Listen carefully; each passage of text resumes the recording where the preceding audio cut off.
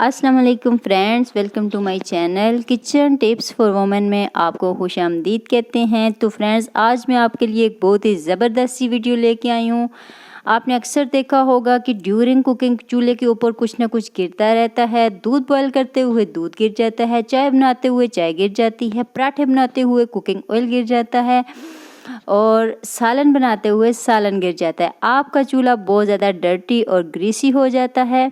तो इस डर्टी और ग्रीसी चूल्हे को आपने मिनटों में कैसे साफ़ करना है, तो आज की इस वीडियो में बने रहिए।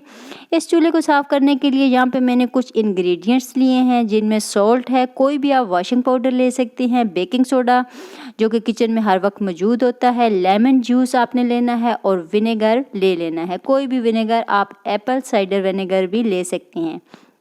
अब इन सारे इंग्रेडिएंट्स को आपने किस तरह से यूज़ करना है, इनका आपने एक मिक्सचर रेडी करना है। तो मिक्सचर के लिए आपने 1 tablespoon salt, baking soda, vinegar, lemon juice, washing powder, ये सारी चीज़ें 1 टेबलस्पून आपने ले लेनी है और मिक्सचर रेडी कर लेना है। अपनी नीड के अकॉर्डिंग मिक्सचर आप कम या ज़्यादा बना सकते हैं।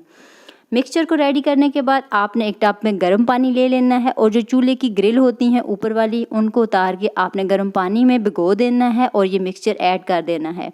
सेम प्रोसेस आपने चूल्हे के साथ भी करना है।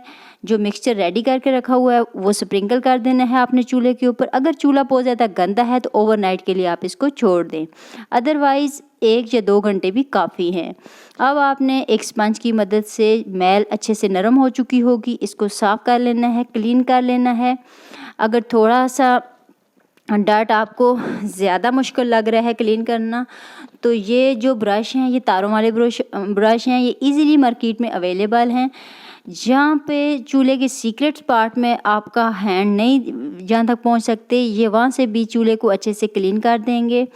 स्टेनलेस स्टील की तारें भी आप अच्छे से रगड़ के चूल्हे को साफ़ कर सकती हैं। जितना भी चूल्हे के ऊपर डर्ट और ग्रीस है, आप तारों की मदद से, स्पंज की मदद से या किसी भी चीज़ की मदद से आपने साफ़ कर लेना है। और एंड पे आपने किचन टॉवल की मदद से चूल्हे को क्लीन कर लेना है। ग्रिल्स जो हमने भिगो के रखी हुई थी, उनको आपने एक ब्रश की मदद से अच्छे से रगड़ के साफ़ कर लेना है, ताकि इनके ऊपर जितना भी मैल कचैल है वो उतर जाए।